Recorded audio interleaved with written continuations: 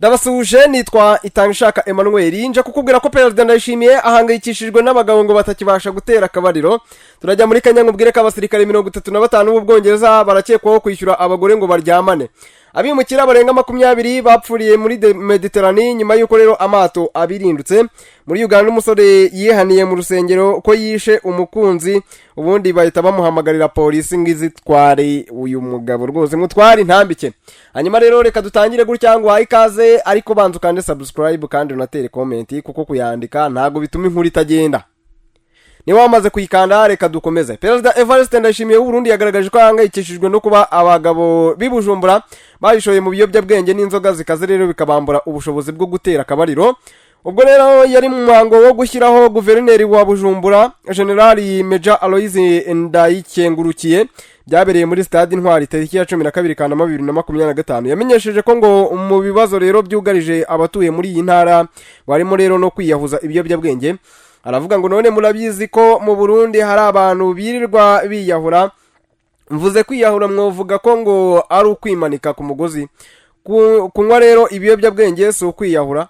Niko yakomeje ababaza. Abantu banywa ibiyobyabwenge baba biyahura. Niko yavugaga. Ndayishimiye rero yanavuze ko ibujumbura hari abagore bitabaza abapfubuzi kubera ko abagabo rero ngo batagishobora kubashimisha mu buriri bitewe n'ibiyobyabwenge n'inzoga zikaze zabaciye intege. Aravuga ati yemwe abacuruza bo mu ntabambwire, ati yemwe abacuruzi bo ntubambwire, bikeneye amafaranga gusa. Hano hari ibiyoga ku buryo rero abagabo batagishobora gukora ikintu na kimwe. Yemwe n'ingo rero zarasenyutse, aha mu mujyi nta terime mufite mu bapfubuzi. None muzi ko biva kuki? Niko yakomeje abaza. Uyu mukuru w'igihugu yanasabye guverineri Ndayikengurukiye guca rero ibibazo bitera akajagari ibujumbura, niyo abantu rero baba babona ko ngo ari bitoya nk'inzoga zikaze ndetse ngo n'ubusambanyi. Hanyuma rero reka twihute cyane ngubwire ko iperereza rya gisirikare ryakozwe hagati ya Nyakanga 2022 kugeza mu mpera za 2024 ryagaragaje ko dosiye 35 z'abasirikare b'Ubwongereza bakekwaho kwishyura abagore kugira ngo rero bakore imibonano mpuzabitsina. Byavuye mu iperereza byagaragaje ko rero ngo nubwo hari itegeko ryashyizweho rigamije guca burundu ihohoterwa rishingiye ku gitsina n'icuruzwa ry'abantu muri Kenya, abasirikare b'Abongereza bari mu kigo cy'imyitozo kire ahazwi nka Nanyuki bakigaragara mu bikorwa byo gusambana n'abagore babishyuye. Igisirikare cy'Ubwongereza cyatangiye iperereza mu Kwakira 2024 nyuma y'amakuru yavugaga ko ngo abasirikare bacyo bari muri Kenya bishyuraga abagore kugira ngo rero baryamane nabo ndetse ngo bakabakorera ihohoterwa rishingiye ku gitsina.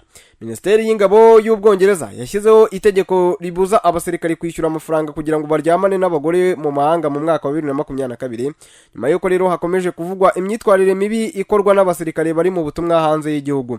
Igisirikare cy'Ubwongereza kimaze igihe kirekire rero gikorwaho iperereza ku byaha gikekwaho gukorera muri Kenya, harimo n'urupfu rwa Agnes Wanjiru, umugore w'imyaka 21 wishwe muri 2012 nyuma yo kuburirwa irengero. Bikavuga ko rero ngo yari ari kumwe n'abasirikare b'Abongereza. Umurambo we waje kuboneka rero hashize iminsi ari mu cyobo cy'imyanda ya hoteli iri hafi y'ikigo babamo. Umugaba mukuru w'ingabo z'Ubwongereza General Rory Welker yavuze ko rero ngo ibyo bikorwa bidakwiye na gato, yongeraho ko rero igisirikare gikomeje kugendera ku myitwarire iri ku rwego rwo hejuru kandi ko kizashyira mu bikorwa ibyifuzo byagaragajwe muri raporo. Aravuga ati nta mwanya n'umwe ukwiye guhabwa ihohoterwa rishingiye ku gitsina rikorwa n'abantu bari mu gisirikare cy'Ubwongereza bihabanye cyane n'indangagaciro zigenga umusirikare w'Umwongereza. Hanyuma rero bibasira abatishoboye kandi bigamije inyungu z'abashaka kungukira mu ihohoterwa n'icuruza ry'abantu. Hanyuma reka tuvanga twihuta cyane ngubwire ko abimukira nibura 27 bapfuye nyuma y'uko amato abirindutse mu mazi ubwo yageragezaga rero kwambuka inyanja ya Mediterane avuye muri Libya yerekeza mu Butaliyani. Abantu bagera kuri 60 barokotse batabawe rero bakurwa mu nyanja hafi y'ikirwa cya Lampedusa, mu gihe rero abandi bakomeje gushakishwa. Ishami ry'umuryango w'abibumbye ryita ku mpunzi UNHCR rivuga ko kugeza ubu muri uyu mwaka abantu barenga 700 bapfuye bagerageza kwambuka Mediterane iyo hagati. Minisitiri w'intebe w'Ubutaliyani Giorgia Meloni yihanganishije byimazeyo abo byabayeho.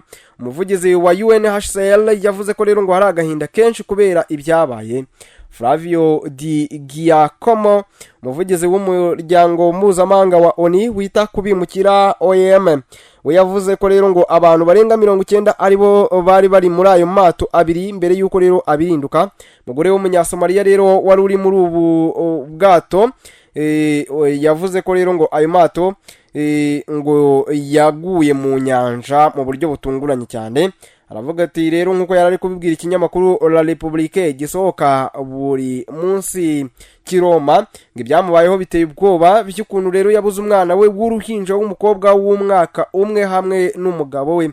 Aravuga ati mu buryo butunguranye adutse akaduruvayo sinongeye kubabona ukundi, umwana wanjye w'umukobwa yarancitse bombi narababuze. Cyatumye rero ayo mato abiri abirinduka ntikiremezwa, ariko abarokotse bavuganye n'ikinyamakuru La Repubblique bumvikanishije ko rero ngo igihe ubwato bwa mbere bwabirindukaga abari baburimo rero ngo byabaye ngombwa ko rero burira mu bwato bwa kabiri nabwo rero buhita bubirinduka. Umwe yabwiye icyo kinyamakuru ati twari twatangiye urugendo turi mu mato abiri ariko bumwe bwarabirindutse rero twese twuriye muri bumwe muri ubwo, ariko rero ubwo bundi nabwo bwahise butangira kwinjiramo amazi. Mu itangazo yasohoye Minisitiri w'Intebe Melone iravuze ati ibyago nk'iby'uyu munsi cyangwa se ejo kuwa kane bibaye abantu babarirwa muri za 100 bagapfira mu mazi ya Mediterane, akababaro kenshi nimuwe bituzamo twese ndetse twisanga dutekereza cyane ku kwikunda kutagira ubumuntu abacuruza abantu bakoramo izi ngendo ziteje akaga. Kirwa cya Lampedusa kirimo ikigo cyitirirwamo abimukira cyakirirwamo abimukira, akenshi rero kiba cyuzuyemo uburyo bw'imibereho bugoye. Buri mwaka rero cyakira abimukira benshi babarirwa mu bihumbi za 100 barokotse inzira kenshi ibiteje akaga yo kwambuka Mediterane berekeza Burayi. Abakora urwo rugendo akenshi bagenda mu mato atitabwaho neza kandi abatwaye abantu kenshi barenze ubushobozi bwayo. Umuryango OIM uvuga ko rero ngo abantu nibura 25,000 baburiwe irengero cyangwa se bapfuye bagerageza kwambuka muri Mediterane yo hagati guhera mu mwaka wa 2014. Hanyuma mu yandi makuru, umusore w'imyaka 24 witwa Clinton Mwesime yatawe muri yombi na polisi ya Uganda ubwo rero yihaniraga mu rusengero ko yiciye rero umukunzi we mu karere ka Kabare mu kwezi gushize. Muri Nyakanga rero Mwesige wakoreraga ku kigo nderabuzima cya Hamurwa mu gace ka Rubanda yajyanye n'umukunzi we Leonada Kobusinge muri lodge yitwa Cheers muri Kabare bararanamo. Mu gitondo cyo kuri uyu wa 30 Nyakanga 2025 umukozi rero wo muri iri cumbi yasanze Kobusinge w'imyaka 45 yapfuye. Bigaragara ko rero yatewe ibyuma 4 mu gatuza, icyuma n'agakoresho gapima mburugu biri iruhande rw'umurambo we. Umusore rero we yari yahunze yagiye. Tariki ya 9 rero Kanama ubwo Mwesime yari mu rusengero mu gace ka Nakawa i Kampala yasabye umushumba kumusengera amumenyesha ko rero yiciye umukunzi wo muri Kabare nyuma yo kutumvikana nawe. Wari muri rusengero yaravuze ngo abari mu rusengero rero batangaga ubuhamya. Umugabo afata mikoro yemera yitonze ko yiciye umukunzi we muri lodge y'Ikabare nyuma rero yo kutumvikana. Yabwiye abari bari mu iteraniro ko rero ngo yamuteye icyuma asiga umurambo mu cyumba ahungira i Kampala. Nyuma yo kumva ubuhamya bwa Mwesime n'icyifuzo cye, mushomba muri uru rusengero rero yahamagariye polisi kugira ngo imukurikirane. Nibwo rero abapolisi bahise bajya kumuta muri yombi. Umuvugizi wa polisi mu ntara ya Kigezi Eli Mate yatangaje ko rero ngo Mwesime yabanje rero gufungirwa kuri station ya Jinja tariki ya 13 Kanama yoherezwa Ikabare kuko rero ariho yakoreye icyaha.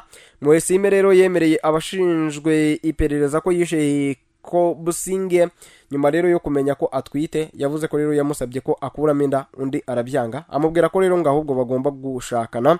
Umusore yavuze ko rero ngo yaratewe isoni nuko abantu bamenya ko yashakanye n'umukobwa umurusha imyaka 21 kandi ko ngo yarakajwe no kumenya ko umukunzi we afite agakoko gatera sida.